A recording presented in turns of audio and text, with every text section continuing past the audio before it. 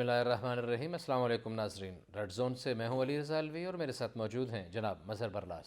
خواتین حضرات، آپ کی خدمت میں اسلام اور حسب سابق حسب روایت پاکستان کے لیے دعا۔ اللہ تعالی ہمارے اس عظیم وطن کو سلامت رکھے۔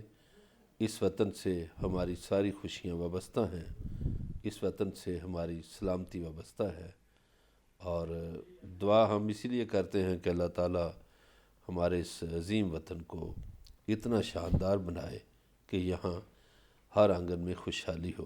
علی رضا الوی صاحب، کیا خبریں ہیں؟ ناظرین، آج آپ کے لیے بہت اچھی خبروں کے ساتھ زبردست قسم کے مشورے بھی لایا ہوں، اور یہ مشورے میں نے نہیں دیے، بہت اوپر سے آئے ہیں، کیونکہ ہو سکتا ہے مظہر برلاس صاحب کی یا آپ کی آنے والے کسی دور میں کبھی بھی اچانک حکومت آ جائے، یا اقتدار کا ہما جو ہے وہ اڑتے اڑتے تھک کے اچانک آپ کے سر پہ آ کے بیٹھ جائے، تو آپ کو پتہ ہونا چاہیے کہ امور سلطنت کو آپ نے کس طرح چلانا ہے۔ اگر آپ نے یہ مشورے توجہ سے سن کے پلے باندھ لیے تو اس وقت یہ آپ کے کام آئیں گے، اور اگر آپ نے توجہ نہ دی تو پھر آپ خود پچھتائیں گے، اس میں میرا کوئی قصور نہیں ہوگا۔ پھر آج مردان میں پی ڈی ایم کی ریلی۔ مریم نواز شریف کا کہنا تھا کہ اقتدار میں آنے سے پہلے 200 عالی دماغ لوگوں کا دعویٰ کرنے والے کہ ہمارے پاس 200 انتہائی عقل مند لوگوں کی ٹیم موجود ہے، انہوں نے آ کے خود ہی اب تسلیم کر لیا ہے کہ انہیں تو 1.5 سال تک یہ نہیں پتہ چلا کہ گردشی قرضے کیا ہوتے ہیں اور دیگر معاملات کیا ہوتے ہیں۔ ان کا کہنا تھا کہ 400 ارب روپے کی چینی، 225 ارب ڈالر کے آٹے اور 112 ارب روپے کی ایل این جی پر ڈاکہ ڈالنے کی تو تیاریاں بالکل مکمل تھیں، لیکن 1 کروڑ لوگوں کو روزگار دینے کی تیاریاں نہیں تھیں، صرف باتیں اور دعوے تھے۔ پھر وزیراعظم عمران خان نے ایک تہلکہ خیز انکشاف کیا ہے۔ وزیراعظم فرماتے ہیں کہ انہیں 1.5 برس تک وزارت توانائی غلط اعداد و شمار دیتی رہی۔ ناظرین، جائزہ لیں گے کہ اگر کوئی وزارت وزیر اعظم پاکستان کو جھوٹ بتاتی ہے، غلط اعداد و شمار بتاتی ہے، تو وہ وزارت اس ملک کے عوام کے ساتھ کیا کھلواڑ کرتی ہوگی، اعداد و شمار کے گورکھ دھندے میں لوگوں کو کتنا غلط بتاتے ہوں گے، اس کا بھی جائزہ لیں گے۔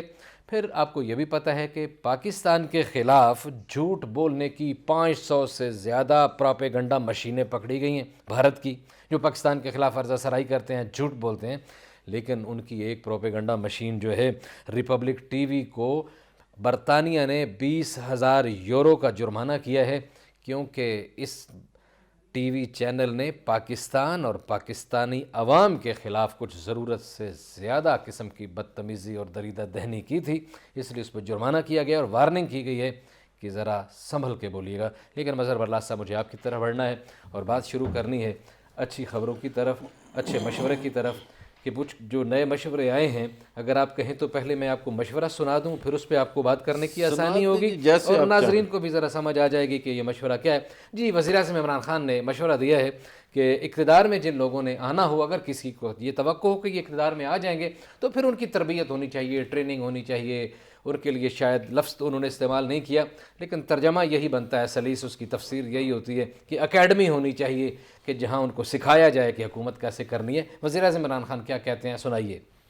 کوئی پورا ٹائم ملنا چاہیے گورنمنٹ سنبھالنے سے پہلے کہ اسپیسیفکلی گورنمنٹ کی تیاری کرے کہ آپ نے گورننس کیسے دینی ہے، آپ کی اور آپ کی ٹیم کی پھر بریفنگز ہو ہر محکمے کی، مثلا ریلوے منسٹر ہے تو اس کو پوری بریفنگ ہو کہ ریلوے کے اندر ایکچولی کیا سچویشن ہے، پھر اکانومی کے اوپر اسپیشلی پوری بریفنگ ہو کہ کس ڈیفیسٹس کیا ہیں، پھر بجلی کا کیا سچویشن ہے، گیس کا کیا ہے، تاکہ آپ جب آپ آفس سنبھالیں تو آپ کو پوری طرح پتا ہو کہ میں نے کیا ایجنڈا امپلیمنٹ کرنا ہے۔ جی، یہ ہے کہ ٹریننگ ہونی چاہیے مظہر برلاس صاحب، کہ تاکہ جب آپ حکومت سنبھالیں تو آپ کو پتہ ہونا چاہیے کہ آپ نے کیا کرنا ہے۔ ریلوے کے وزیر کو پتہ ہو ریلوے کیسے چلانی ہے، معیشت والے کو پتہ ہو معیشت۔ یہ میرا خیال ہے آپ کے لیے انہوں نے کوئی مشورہ دیا، آپ ویسے تو ملتے ملاتے رہتے ہیں، لیکن یہ مشورہ انہوں نے بھیجا ہے یا عوام کے لیے بھیجا ہے، مجھے سمجھ نہیں ہے، یہ آپ بتا دیں۔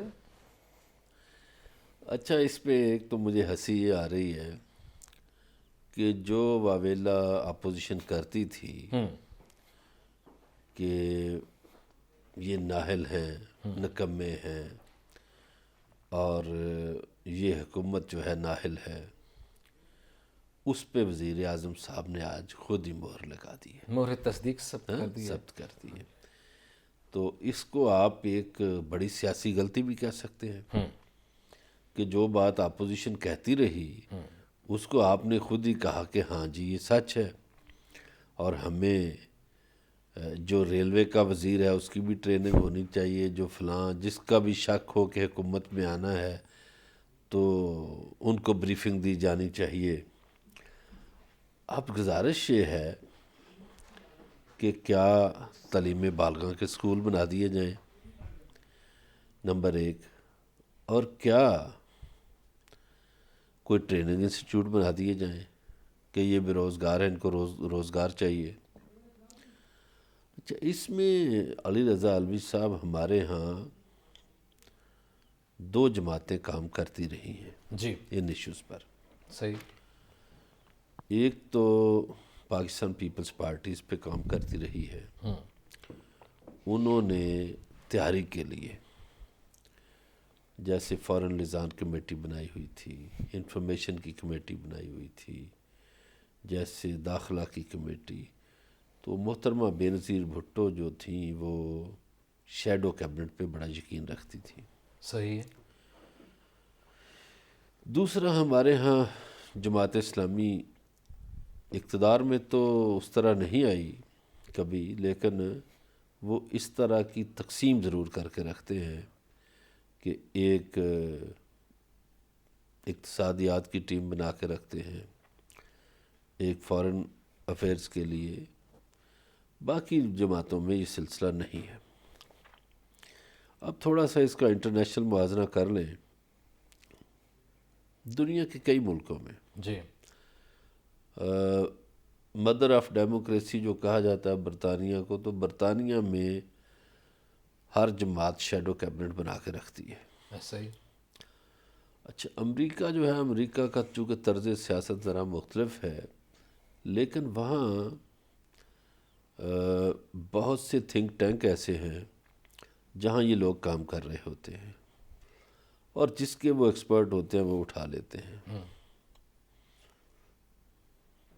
چائنا جو ہے، چائنا میں ویسے ہی ترقی کا ایک پروسیس ہے، وہ طے کر کے بندے اوپر آتے ہیں۔ ویسے مظہر اللہ صاحب اپنی بات یاد رکھیے گا، ہمارے ہاں بھی تھنک ٹینک اور تھینک ٹینکوں کی کمی کوئی نہیں ہے ویسے، ماشاءاللہ بہت سارے تھینک والے ٹینک بھی ہیں اور تھنک ٹینک بھی ہیں، اور کچھ خالی ٹینک بھی ہیں۔ دیکھیے، کل بھی بات ہوئی تھی، مثلا سب سے بڑا مسئلہ اقتصادیات کا ہے۔ میریٹ ہوٹل میں مجھے یاد ہے کہ الیکشن سے 2 مہینے پہلے 100 ڈیز پالیسی کے حوالے سے ایک سیمینار ہوا۔ پی ٹی آئی کے بڑے بڑے رہنما آئے، شاہ محمود قریشی صاحب نے بھی ایک پالیسی پہ بیان دیا، ایک پہ جہانگیر خان ترین نے، ایک پہ تیمور جھگڑا نے، اور ایک پہ اسد عمر نے، شیریں مزاری نے بھی۔ اب جب سوالات، پورے ملک سے لوگ بلائے ہوئے تھے جو سوچنے والے لوگ تھے، تو جو اقتصادیات کا سوال ہوا تو اسد عمر صاحب آئیں بائیں شائیں کرنے لگے، اور اس کا جواب عمران خان کو دینا پڑا۔ جواب انہوں نے ٹھیک دیا۔ جی اچھا، ابھی الیکشن ہونے تھے تو میں نے ان سے عرض کیا، میں نے کہا خان صاحب آپ وزیر خزانہ نہ بنائیں اس کو، اسد عمر کو۔ کہنے لگے میں تو اناؤنس کر چکا ہوں، اور میں نے تو 7-8 سال اس کی مارکیٹنگ کی ہے کہ یہ میرا وزیر خزانہ ہوگا۔ خیر انہوں نے بنا دیا۔ ہمارا کام ہے سوچ سمجھ کے مشورہ دینا۔ صحیح ہے۔ جیسے میں نے 1-2 اور لوگوں کی ٹکٹ دینے کی بھی مخالفت کی تھی، انہیں کہا تھا کہ ٹھیک ہے یہ سنگر بہت اچھے ہیں، لیکن سنگرز کو لوگ ووٹ نہیں دیتے ہیں، ہمارے ہاں کلچر نہیں ہے۔ ابھی تو شہروں میں وہ کلچر نہیں بنا، تو دیہاتوں سے تو آپ ٹکٹ دیں گے تو آپ کے بندہ یہ ہار جائے گا۔ صحیح ہے۔ وہ بھی ہار گیا۔ خیر اسد عمر صاحب وزیر بن گئے، انہوں نے IMF میں نہیں گئے، اور ٹائم ضائع ہو گیا، اور انہوں نے یہ کہا کہ 1 کروڑ نوکریاں بھی دیں گے۔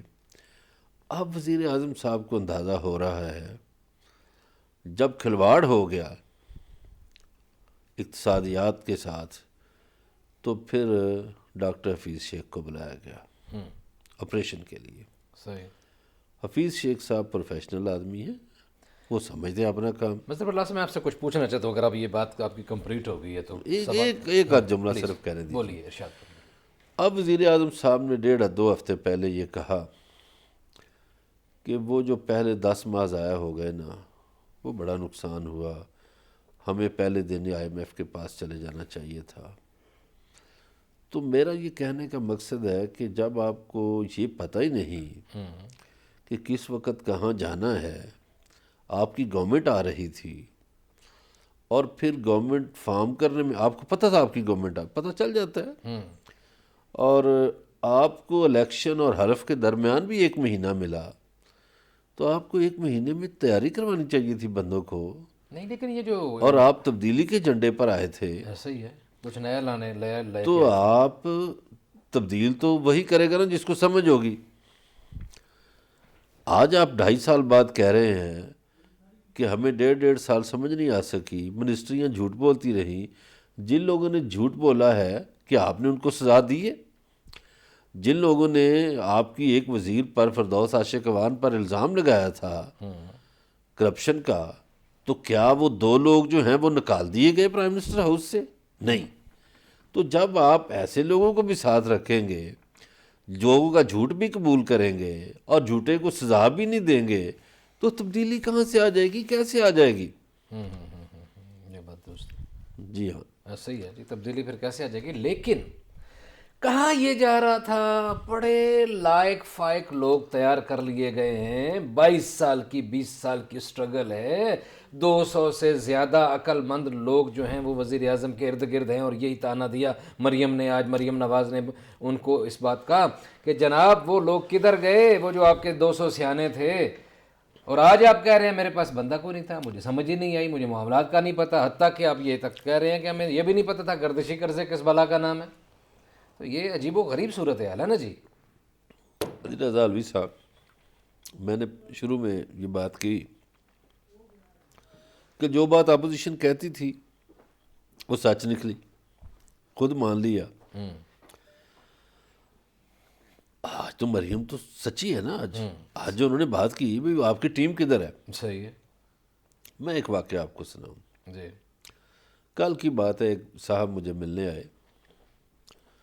انہوں نے اپنے بڑا سوٹ ٹائی لگایا ہوا، اپنے اسسٹنٹ سے کہا، وہ کتابیں 8-10 اٹھا کے لے آیا، میز پہ رکھی، انہوں نے بھی سسٹم کی باتیں کی، یہ وہ فلاں فلاں فلاں،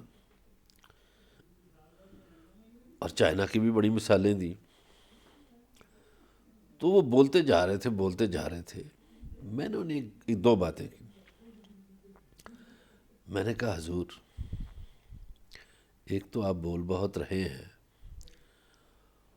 اور یہ جو آپ باتیں کر رہے ہیں، باتیں کرنے میں اور عمل کرنے میں بڑا فرق ہے۔ جی بالکل، باتیں کرنے میں اور عمل کرنے میں بڑا فرق ہے، اور یہ فرق تو ہمیں حکمرانوں کے آنگن سے بھی نظر آ رہا ہے، ایوان اقتدار سے بھی نظر آ رہا ہے۔ باتیں بہت بہت کی جاتی تھیں، اور حتیٰ کہ باتیں ابھی بھی بہت کی جا رہی ہیں، لیکن عمل کہیں نظر نہیں آ رہا ہے۔ اس پر بات کریں گے، اس پہ ہمارے ساتھ رہیے گا، ملتے ہیں بریک کے بعد۔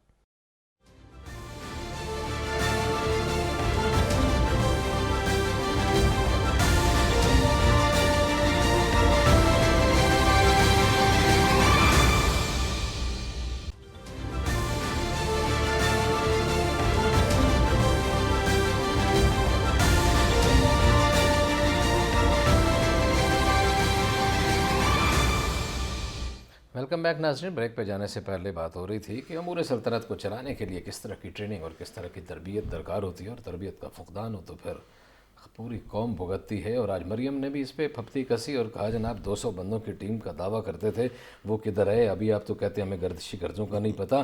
اس نے تو بہت بڑے الزامات بھی لگائے، کہا جناب 1400 ارب کی چینی، 1400 ارب روپے کی چینی، 225 ارب ڈالر کا آٹا اور 122 ارب روپے کے LNG کا ڈاکہ ڈالنے کی تیاری تو تھی، لیکن 1 کروڑ نوکریوں کی خالی باتیں کی ہوئی تھیں، کوئی کام نہیں کیا ہوا تھا۔ دیکھیے علی رضا علوی صاحب، جو بات ہم پہلے کر رہے تھے نا، پہلے وہ میں ذرا کمپلیٹ کر لوں۔ جی اچھا، اس بندے سے میں نے کہا جناب یہ کتابیں جو 8-10 آپ لے آئے ہیں کہ یہ سسٹم بدل دیں تو وہ سسٹم تو فلاں، تو میں نے عرض کیا کہ حضور باتیں کرنے میں اور عمل کرنے میں بڑا فرق ہے. ٹھیک ہے.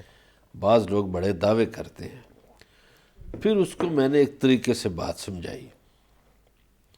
میں نے کہا دیکھیے آپ چائنا کی بڑی مثالیں دیتے ہیں، تو میں نے کہا چین کا جو موجودہ صدر ہے شی پنگ، آپ کو پتہ ہے اس کی پہلے ہی طلاق کی وجہ کیا بنی تھی؟ کہ وہ چپ رہتا تھا، بولتا نہیں تھا. اور تم، میں نے کہا بریک ہی نہیں لگا رہے. اس بندے کی ڈیورس ہو گئی. ایک سفارتکار کی بیٹی سے اس کی شادی ہوئی تھی. اس لڑکی نے کہا جی یہ تو بولتا ہی نہیں، باتیں ہی نہیں کرتا. تو وہ سوچتا زیادہ تھا. اب اس سے پہلے بھی اس بندے کو ایک بات میں نے کی. میں نے کہا چین والوں نے آپ کو وقت کا احترام نہیں سکھایا. آپ آدھا پونا گھنٹہ 1.5 گھنٹہ لیٹ آئے ہو اور آتے ہی آپ معذرت کر رہے ہیں. تو جس میٹنگ کی ابتدا معذرت سے ہو وہ میٹنگ کیا ہوگی؟ پھر میں نے اس کو باتیں بتائیں. میں نے کہا ٹھیک ہے فوجی حکمرانوں کو چھوڑ دیں، فوجی تو ویسے ہی وقت کے پابند ہوتے ہیں. تو میں نے کہا ہمارے سولین جو حکمران گزرے ہیں اس میں قائد اعظم اور پھر بھٹو صاحب، 2 بندے بڑے وقت کے پابند تھے اور بڑا سکھاتے تھے لوگوں کو. اب آ جائیے جناب مریم کی باتوں کی طرف. دیکھیے لاہور والے جلسے کے بعد پی ڈی ایم بیٹھ گئی تھی. آج پی ڈی ایم زندہ ہو گئی ہے. صحیح. اور اس کو زندہ کرنے میں عمران خان صاحب کا بڑا کردار ہے. علی رضا علوی صاحب، بڑے بڑے لوگ نوکریاں چھوڑ کے اس پی ٹی آئی میں آئے. ایسے ہی. مثلاً ایک لڑکا سی ایس پی افسر بڑا ہے، اکنامکس کے امور پر بڑی دسترس رکھنے والا انصر، بڑے اس کے پاس آئیڈیاز. وہ آیا، نوکری چھوڑ دی کچھ کرنے کی آرزو میں. تو پوچھا گیا کہ اس نے پوچھا کہ یہ جو آپ بتاتے ہیں کہ آپ کے پاس 300 بندے ہیں، 250 200 بندے ہیں، یہ بندے کدھر ہیں؟ تو کوئی جواب نہیں. پھر اس نے وہ لڑکے نے ہمت نہیں ہاری. اس نے پھر ان کو شروع میں کچھ سکھانے کی کوشش کی، بتانے کی کوشش کی، لیکن جو وزیر بن جاتے ہیں پھر وہ لفٹ نہیں کراتے. نہیں وہ تو پھر وزیر ہوتے ہیں، مہمان ہوتے ہیں نا جی، بہت وہ بڑے. پھر تھک ہار کے کسی نے اپنا کام کاروبار کرنا ہوتا ہے. پھر اللہ کا شکر بہت ہے سے لوگ جو کچھ ایسے مایوس وزیر ہوئے. ہیں جو بالکل الیکٹڈ نہیں ہیں، مشیر اور پورے عہدے وزیروں والے، اور ان کو تو ویسی ضرورت نہیں ہے، نہ ووٹ کی ضرورت ہے نہ کسی سے تو رابطے کی ضرورت گزارش یہ ہے کہ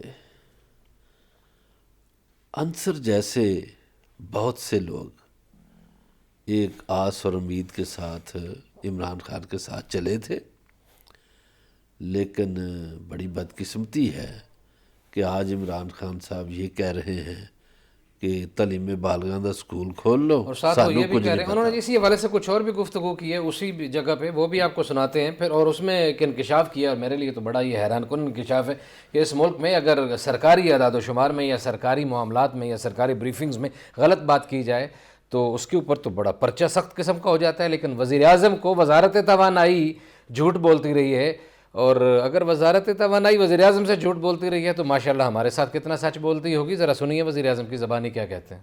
جب اپنے آپ کو دیکھتا ہوں تو ہمیں تو 3 مہینے تو صرف سمجھنے پہ لگ گئے. ہر چیز جو ہم باہر سے بیٹھ کے دیکھ رہے تھے وہ بالکل مختلف تھی. جب گورنمنٹ آئی تو 3 مہینے تک تو سمجھنے کی کوشش کر رہے تھے.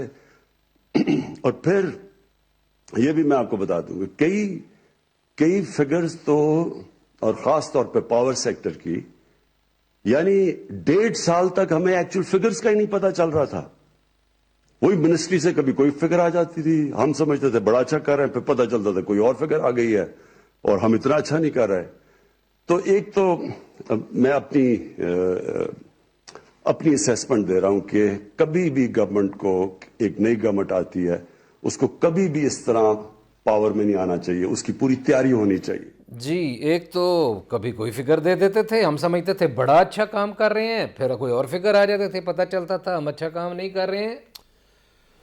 حضور باتیں کڑوی ہیں، بری لگیں گی، لیکن کر دینی چاہیے، سچی باتیں ہیں۔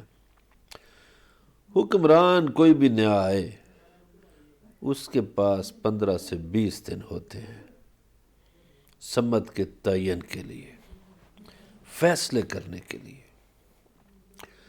عمران خان صاحب جب آئے بڑے شوق سے ہماری پڑھی لکھی کلاس لے کر آئے، ان کو لوگوں کی آرزو تھی، نوجوان ہمارے ساتھ تھے کہ تبدیلی ہوگی۔ اور پوری دنیا سے لوگ بریف کیس اٹھا کے پاکستان آ جائیں گے۔ پہلے 2 مہینے بیوروکریسی ڈری رہی، آس پاس کے ملک ڈرے رہے کہ یہ پاکستان میں پتہ نہیں کون آ گیا ہے۔ پھر جناب بیوروکریسی کے برہمن جو ہوتے ہیں، جو ڈی ایم جی افسران ہیں، انہوں نے جناب خان صاحب کو رام کیا، ان کے آفس میں بیٹھے ہوئے ہیں برہمن۔ انہوں نے کہا کہ افسران کو آپ ایک لیکچر دیں، شاباش دیں، کام کریں، فلاں ہو۔ انہوں نے کہا ٹھیک ہے۔ 2 مہینے بعد جب دروازے کھلے تو افسران نے ریٹ ڈبل کر دیا۔ انہوں نے کہا یار وہ جڑے 2 مہینے ضائع ہوئے وہ بھی تو پورا کرنا۔ وہ پیسے دے پورے کرو۔ وہ 2 مہینے خان صاحب فیصلہ نہیں کر سکے، انہیں معاشی طور پر بھی فیصلے کرنے تھے، انہیں قوانین کے حوالے سے بھی فیصلے کرنے تھے۔ نہیں، یہ تو بڑا زور سے کہا جاتا تھا نا، بیوروکریسی پہلے کے 100 دن اور پھر 100 دن کے بعد پھر کہا گیا 6 مہینے، پھر میرا خیال ہے کہا گیا 9 مہینے، شاید پتہ نہیں کوئی اس طرح کی کوئی بات ہوئی تھی مجھے۔ نہیں حضور، آپ جب اپنے گرد ایسے افسران کا جمگٹھا لگا لیں جن کی سروسی کسی ایک صوبے کی ہو یا ایک ڈویژن کی ہو، باقی ملکی حالات سے واقف ہی نہ ہو۔ اب بیوروکریسی میں بھی ہمارا جو سسٹم ہے، دیکھیے ہم نے برطانیہ کا بنا بنایا سسٹم اپنایا اور انڈیا نے بھی اپنایا، لیکن انڈینز نے اس میں کوئی 25% بہتری کی ہے۔ ہم نے وہ سسٹم اور بگاڑا۔ ہمارا جو پولیس افسر ہے یا جو اپنا پولیس سروس کو چھوڑ دیجیے، جو ڈی ایم جی افسر ہے، جو ڈپٹی کمشنر یا کمشنر لگا لیں، کوئی خاتون ہو مرد ہو، سرگودا میں ہو، ملتان میں ہو، کہیں بھی ہو، وہ اپنے آپ کو وائسرائے سمجھتا ہے۔ آپ کو کوئی اگر کوئی غلطی سے وہ ایمبولینس والا بھی ہارن دے دے تو وہ گرفتار ہو جاتا ہے، جرم ہو جاتا ہے، اور پھر کوئی ایسے ایسے صحافیوں کو ڈھونڈا جاتا ہے جو مینج کیا جاتا ہے، جو تعریف میں کوئی جملہ بول دیں۔ گزارش یہ ہے کہ دنیا میں آپ لوگوں کو پبلک سرونٹ کہا جاتا ہے، آپ پبلک کے نوکر بنے، پبلک سرونٹ ہوں۔ وائسرائے بن کے نہ رہیں۔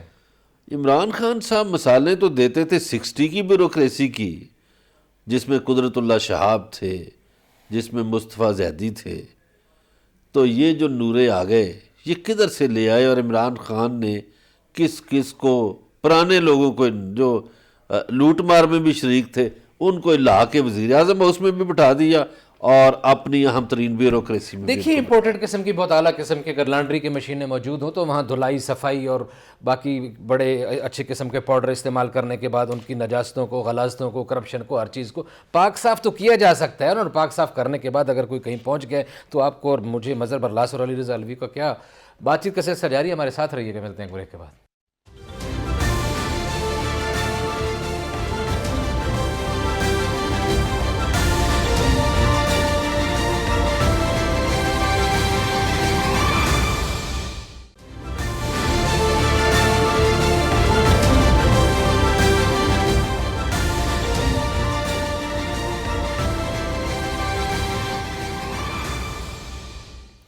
ویلکم بیک ناظرین۔ بریک پہ جانے سے پہلے بات ہو رہی تھی کہ وزیر اعظم کو بھی غلط بتائی جاتی رہی ہیں، غلط اعداد و شمار بتائے جاتے رہے ہیں، لیکن مظہر برلاس صاحب یہ تو رپورٹ بھی پچھلے دنوں پیٹرولیم بحران پیدا کرنے والوں کی ہے۔ آج وزیر اعظم مان گئے انرجی کے معاملے میں مجھ سے بولا جاتا رہا ہے اور غلط اعداد و شمار دیے جاتے رہے، تو ان لوگوں کے خلاف کوئی کارروائی بھی ہوگی یا بس ایسے ہی ہوگا جیسے چینی چوروں کے خلاف ہوا یا آٹا چوروں کے خلاف؟